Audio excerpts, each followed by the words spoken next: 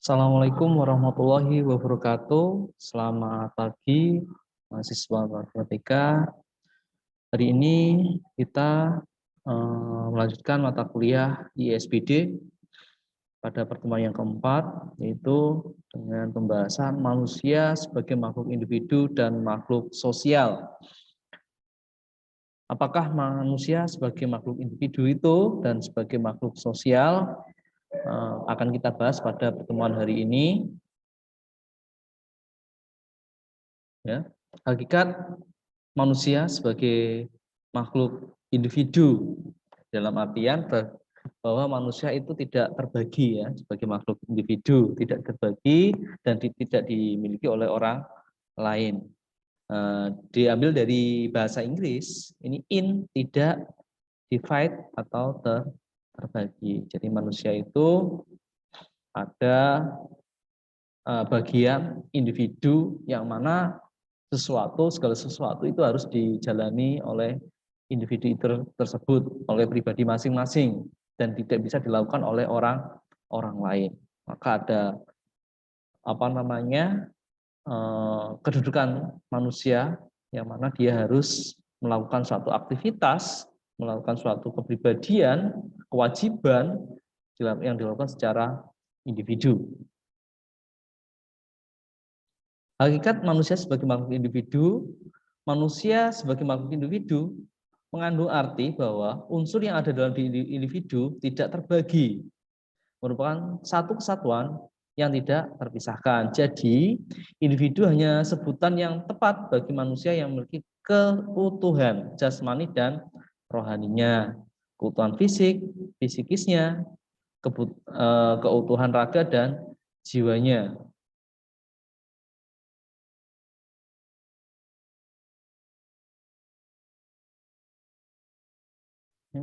Tujuan individu sebagai individu, tujuan hidup sebagai individu ya. Tujuan manusia sebagai individu adalah mencapai kebahagiaan, dan kebahagiaan yang paling utama harus diketahui atau diketemukan di kehidupan yang akan datang. Sarana utama kepada tujuan itu ada dua macam, yaitu amal baik lahiriah yang berupa ketaatan kepada aturan-aturan tingkah laku yang dibawa dalam kitab suci, ya. Dan upaya batiniah untuk mencapai keutuhan jiwa. Di harapan-harapan kita untuk diri kita itu sudah tertuang dalam kitab suci menurut agama dan kepercayaan masing-masing ya. Karena di agama kita mengajarkan tentang kehidupan selanjutnya, kehidupan yang akan datang. Ya. Karena kitab suci tidak hanya masa yang akan datang saja, tapi juga membahas tentang masa lalu, masa sekarang, dan masa yang akan datang.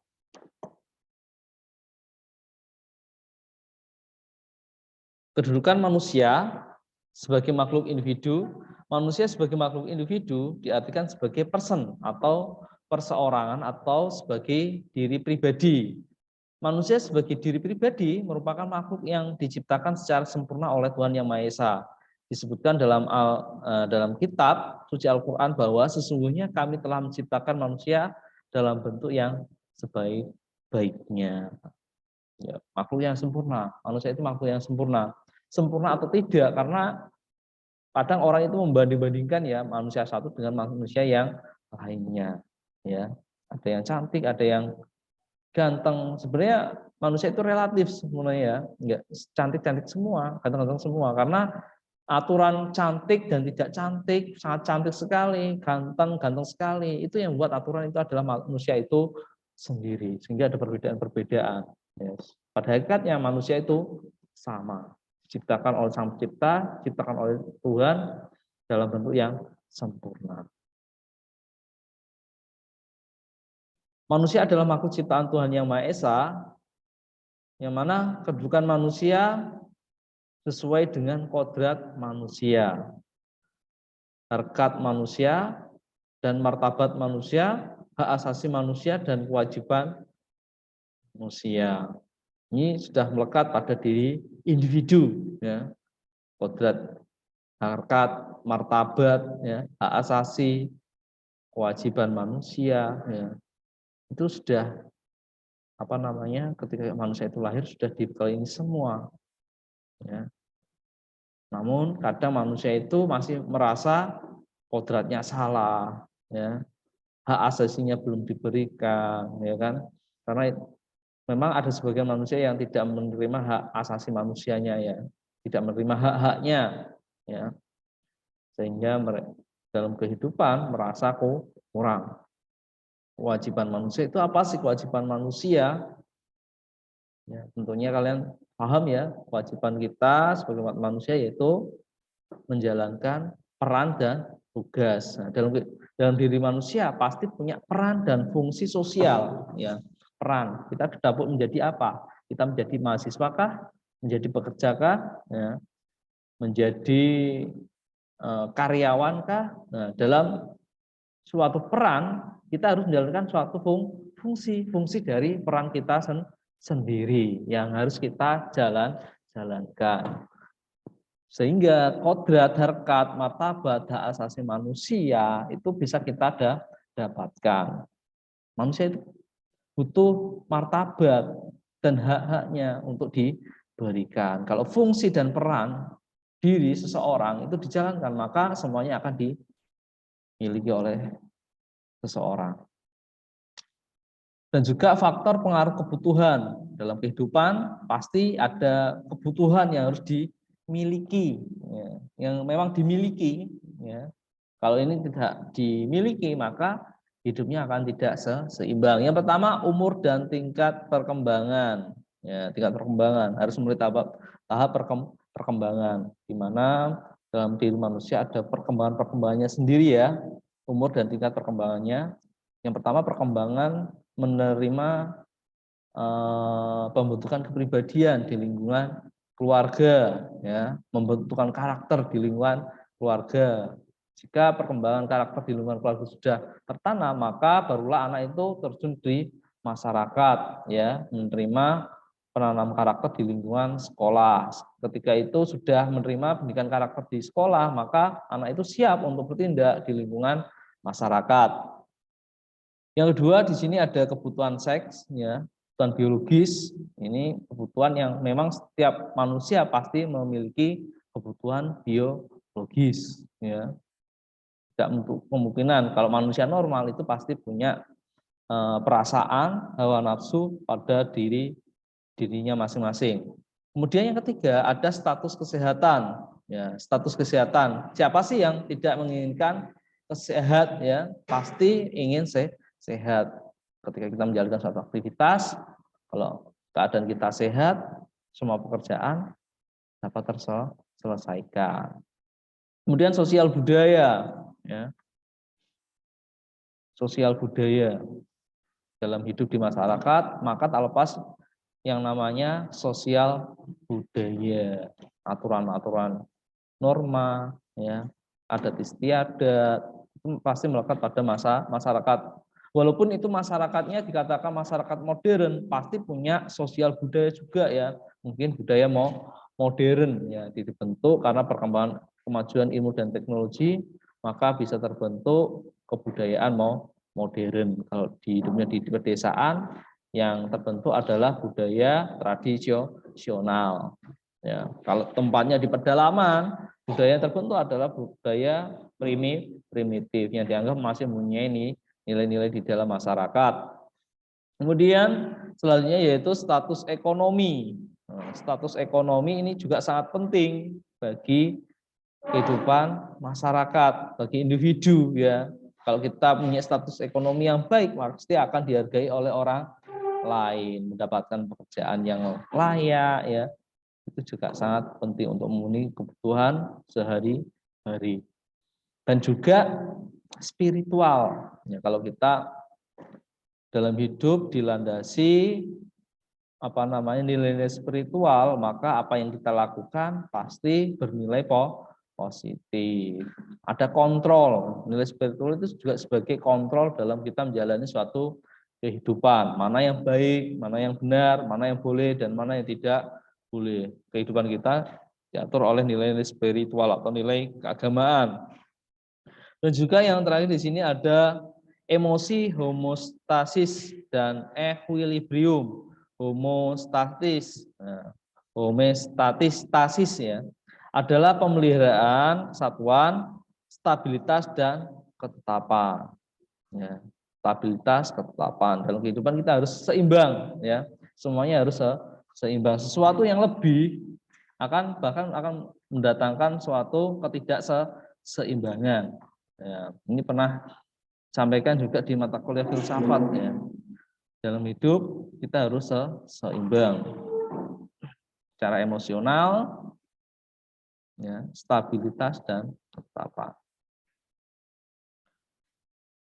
Dinamika interaksi sosial. Nah, dinamika interaksi sosial. Dinamika itu sendiri merupakan perwujudan dari bentuk interaksi ya, yang dihasilkan sebuah interaksi itu sendiri. Interaksi sosial dapat diartikan sebagai hubungan-hubungan sosial yang dinamis. Ya, hubungan sosial yang dinamis, selalu berubah-ubah.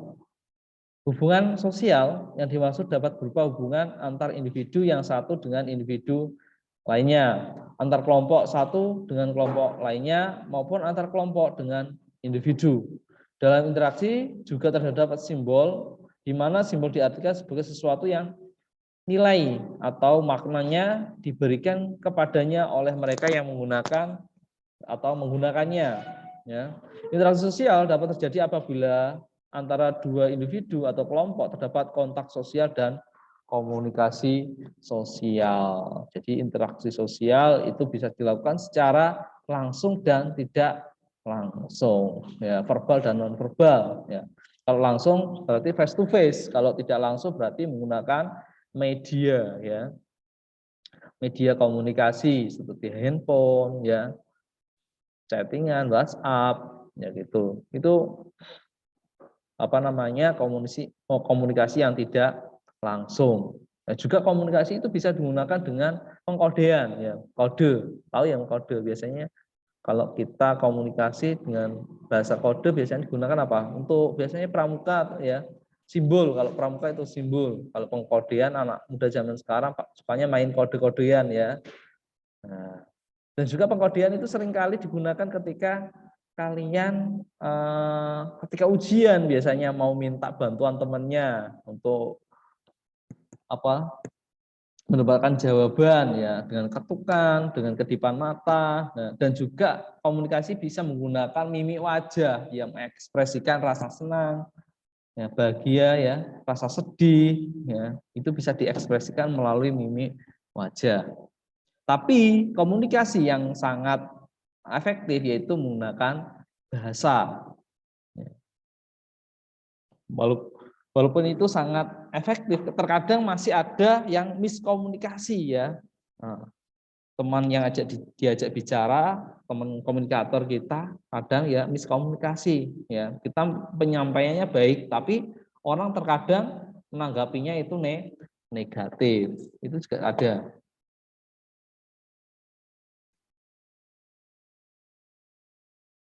Interaksi antar manusia merupakan suatu kebutuhan dalam rangka untuk memenuhi kebutuhan hidupnya. Individu yang satu pasti akan membutuhkan individu yang lain. Karena seorang individu tidak akan bisa hidup, ya, tidak bisa hidup sendiri tanpa bantuan individu yang lain atau orang lain. Jadi kehidupan berkelompok merupakan kebutuhan yang mutlak karena manusia itu makhluk sosial. Maka timbullah kelompok-kelompok sosial, social group di dalam kelompok manusia. Kelompok-kelompok sosial tersebut merupakan himpunan kesatuan manusia yang hidup bersama. Jadi kita harus tahu, ya, kapan kita harus individu, kapan kita sebagai makhluk sosial, ya. Kapan kita menjadi makhluk individu, kapan kita menjadi makhluk sosial. Seperti yang dikatakan tadi, makhluk sebagai makhluk individu berhak mendapatkan hak dan kewajiban, mendapatkan kodratnya sebagai kodratnya, ya, berhak mendapatkan rasa aman, rasa nyaman, ya, mendapatkan nilai-nilai spiritual, itu hak individu, ya. Sedangkan sebagai makhluk sosial ya, atau disebut manusia adalah makhluk zon politiken, tidak bisa hidup tanpa orang lain, selalu membutuhkan orang lain.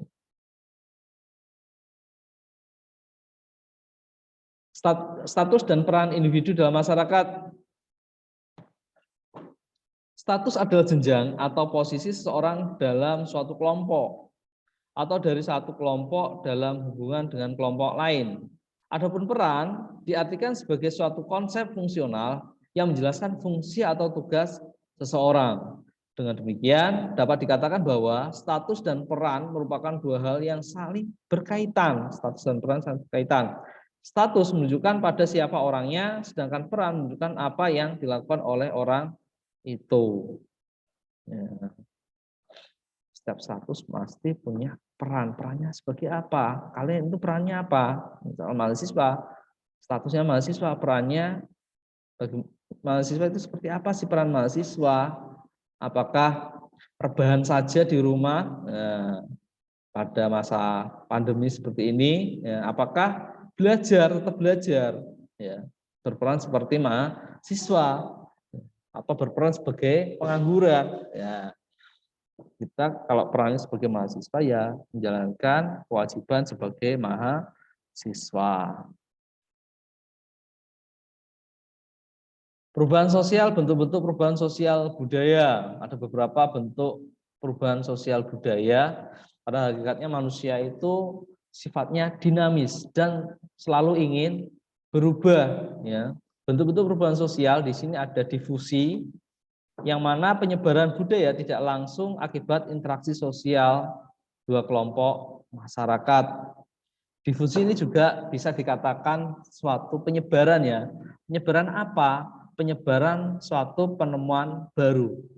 Entah itu dalam bentuk discovery. Discovery itu penemuan baru yang tidak sengaja, ya, atau invention, pengembangan dari penemuan baru.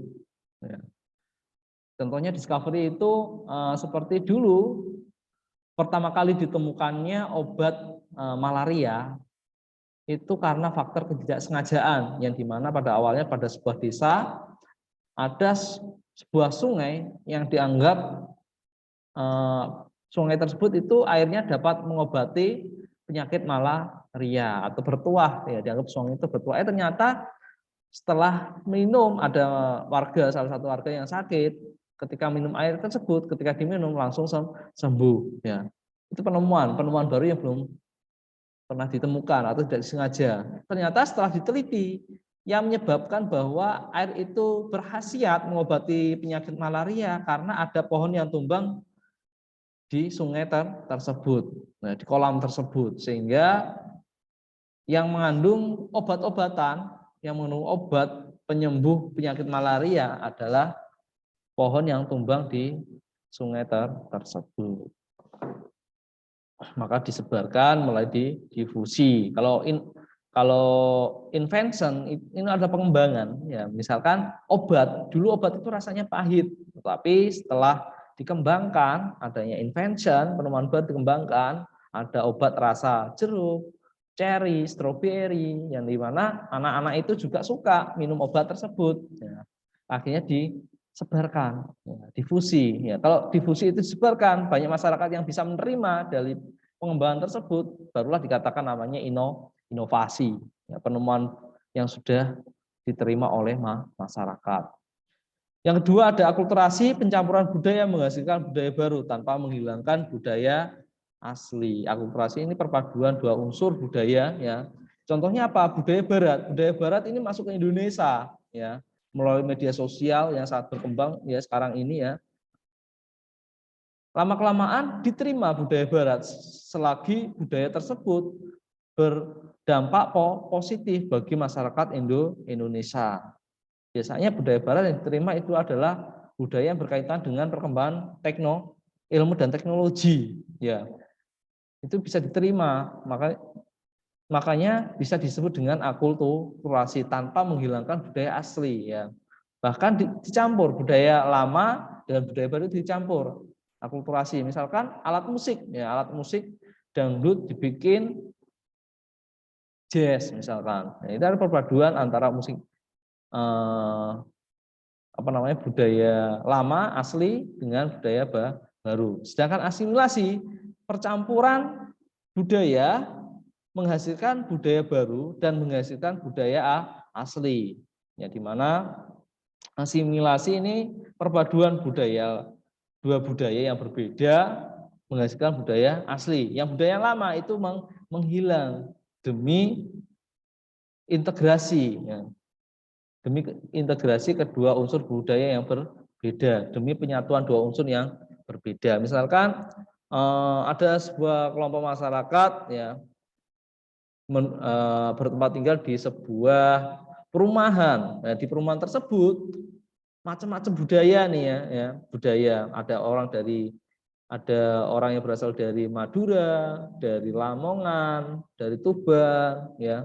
Mereka hidup bertempat tinggal di satu tempat, satu wilayah, yaitu perumahan, misalkan perumahan Citra Regensi. Ya, aturan-aturan yang ada di budaya makin lama akan menghilang karena terjadi proses asimilasi, pencampuran dua unsur budaya atau lebih. Yang dijalankan adalah aturan-aturan yang berlaku di perumahan Citra Regensi tadi. Yang selanjutnya yaitu invensi, penggunaan penemuan baru karena manfaatnya. Tadi yang sudah saya sebutkan invention, ya, penggunaan penemuan baru karena manfaatnya. Pengembangan dari ilmu pengetahuan, penemuan baru itu invensi. Sedangkan revolusi, perubahan yang diinginkan masyarakat akibat adanya krisis. Ya. Jadi perubahan itu dibagi menurut kurun waktunya dibagi menjadi dua sebenarnya, ada revolusi dan evolusi. Revolusi ini adalah perubahan yang sangat cepat, ya, karena misalkan revolusi yang pernah di negara kita, ya, karena keadaan Indonesia pernah terjadi krisis, ya, sehingga menginginkan ada perubahan sistem pemerintahan, perubahan yang sangat cepat. Kalau evolusi, perubahan yang sangat lambat. Bahkan masyarakat merasa seakan-akan tidak berubah. Misalkan apa? Contohnya cara bertani, ya, cara bertani masyarakat. Dulu manual, tapi sekarang sudah menggunakan alat modern, ya, karena masih membawa atau menyangkut suatu kebudayaan, nilai-nilai budaya. Karena alat-alat modern tersebut membawa nilai-nilai budaya, tidak menghilangkan nilai-nilai budaya yang ada di daerah tersebut.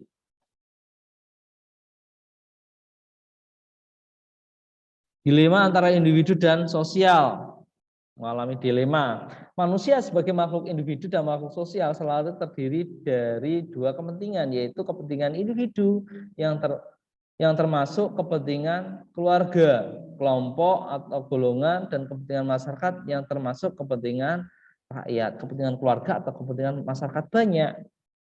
Nah, dilema karena masyarakat itu dilema, ya, masih bingung mana yang harus didahulukan, keluargaku atau kepentingan orang banyak. Dalam diri manusia ada dua kepentingan, yaitu satu sama lain tidak dapat dipisahkan. Apabila salah satu kepentingan tersebut hilang dari diri manusia, akan terdapat satu manusia yang tidak bisa membedakan suatu kepentingan. Jika kepentingan individu yang hilang, dia menjadi lupa pada keluarga.